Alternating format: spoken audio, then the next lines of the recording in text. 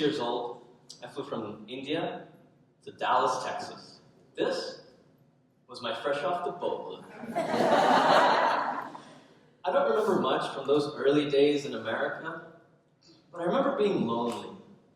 I was an only child, and I didn't know how I was going to adjust to this new country, new school. Hey, I didn't even know how to tie my own shoes yet. Luckily, I found Ajay. Not to be confused with our handsome MC, different Ajay. He was also from India.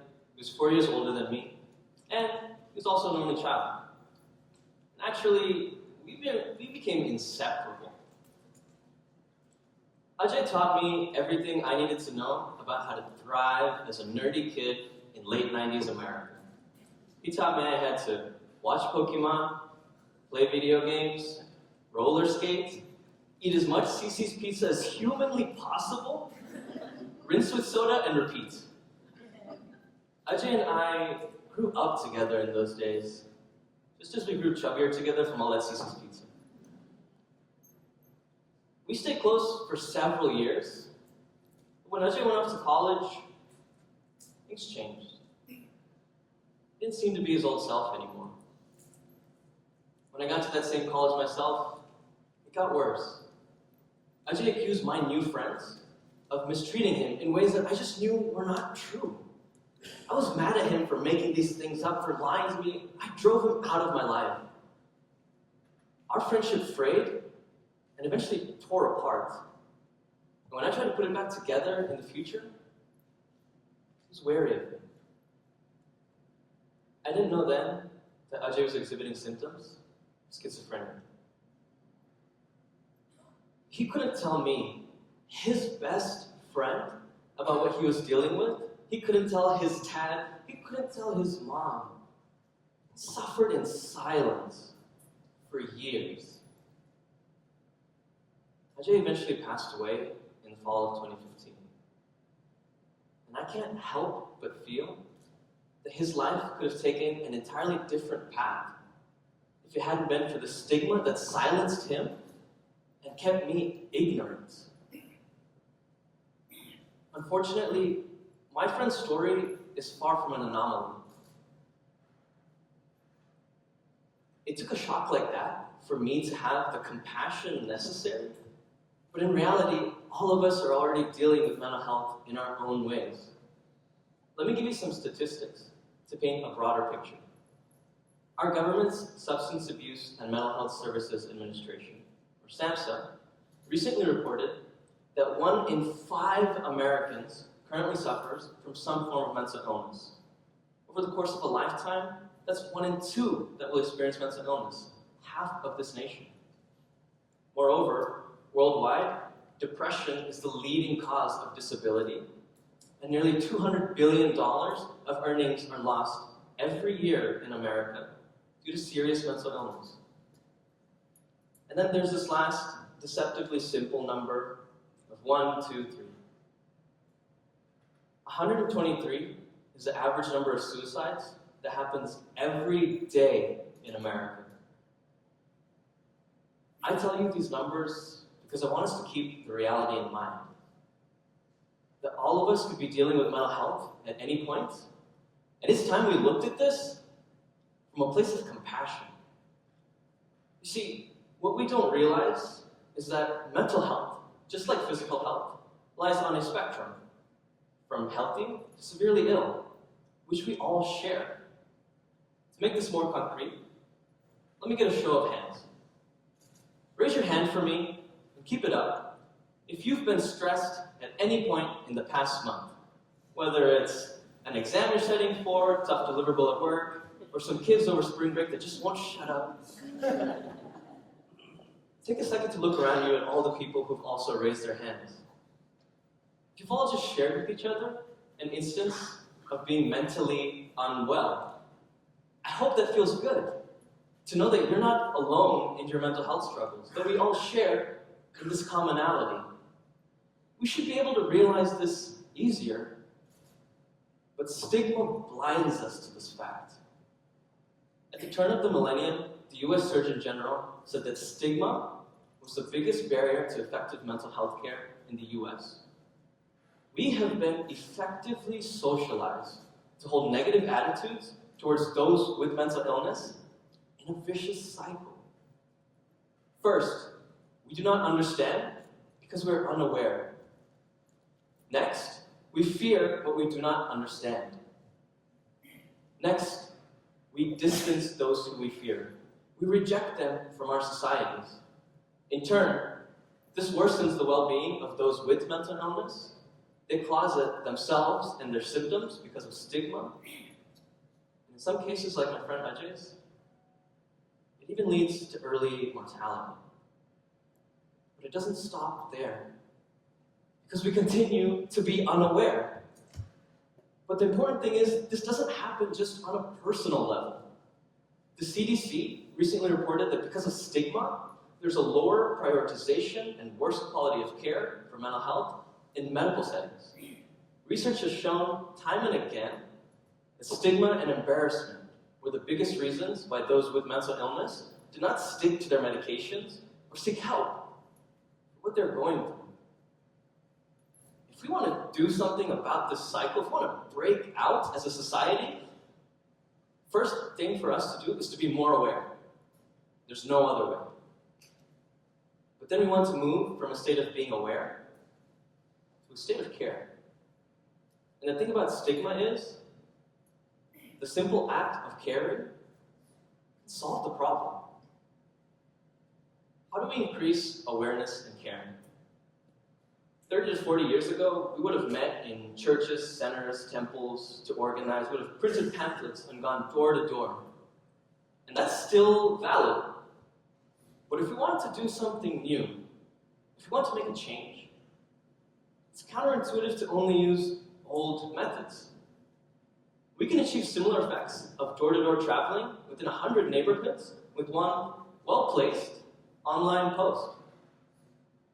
As platforms like Facebook, Twitter, Instagram, and others have increased in popularity over the years, our usage of them has changed over time. At first, we were content with the limited ability to connect to people we knew, see some pictures, figure out whether that high school rival of ours ever made it successful or not in the world. But over time, as capabilities have increased across the board, we started to use these platforms for a new kind of change, for a new kind of digital activism. And examples abound. In 2011, the early stages of the Arab Spring were largely organized through Facebook groups. The same can be said of the early stages of the Occupy Wall Street movement. And many of us are probably familiar with the ALS Ice Bucket Challenge, which did so much to raise millions of dollars for charity and tons of awareness. All it took was one social media post, which led to another, and then another, and so on, until we fundamentally changed the way that we understand ALS as a society. Now, in 2018, the Pew Research Center said that 70% of American adults are on at least one social media site. For millennials, that number is even higher, close to 90%. To me, these numbers spell out one word: opportunity. A chance to leverage digital activism to not only change minds, there it is, but to save minds. As anyone who's looked at online comment threads knows, the internet can be a dark place. Or by the looks of YouTube videos, at least a very cat-infested place. But it's ultimately a community of people.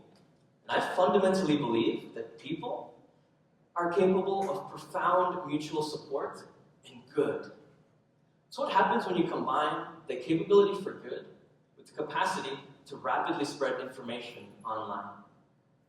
21st century digital tools give us the powers to share easily to hundreds or thousands of people at the click of a button, to spread news faster with the power of mutual connections, and to take those connections further by bearing the true stories of our lives instead of just highlights.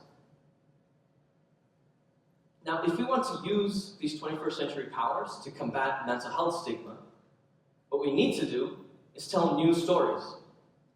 Telling new stories means sharing our own experiences of mental illness. Let me be clear, this is not easy. When we work up the courage to do so, we present society with several different alternatives for the way we currently think about mental health. These alternatives eventually combine to create a new societal story. That it's okay to have mental health issues. It's okay because we all have them. So when our shared narratives combine to create this new societal story, we replace a system of stigma with a system of support. With that support system, we reduce the social rejection I mentioned earlier. We help those with mental illness not feel ostracized or otherized by what they're going through. We realize truly that mental health is a common spectrum we all share. And we finally give mental health the prioritization and quality of care that it needs in medical settings. To be more concrete, we spread awareness and compassion when you see on your Facebook feed that your cousin dealt with depression 3 years ago. Your favorite neighbor takes medication for schizophrenia. That boss you always admire lives with bipolar disorder. Earlier today, I showed you that terrible number of 123. If you go on the National Suicide Prevention Lifeline website, do you know what advice they give to talk to people who are thinking about suicide? They say talk to them, don't judge, give a hug, and get them help. This is the radical notion of treating people like people. What a concept. Digital tools are finally helping us realize this need, giving us a way to change our narratives and reveal a singular path of hope. Here's how I'm contributing to hope. I've recently founded an organization called Manmukti, which translates to mental liberation, in order to improve the narrative around mental health in the South Asian community. We share stories of mental illness in order to raise awareness and defeat stigma. In that end, we're not different from other recent social movements that have used online platforms to create change. We all know the immense power of the Me Too movement, which has finally done so much to bring about a much-needed change in the treatment of women in our society. In Canada, the telecommunications giant Bell recently launched an initiative called Let's Talk, in which they tried to raise awareness of mental health and get people to talk about this issue online.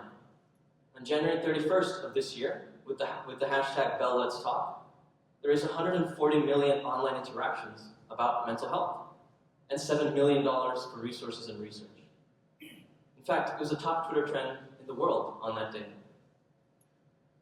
As we can see from these great initiatives taking place in the world today, online platforms give us an easy way to share stories and redefine our conversations.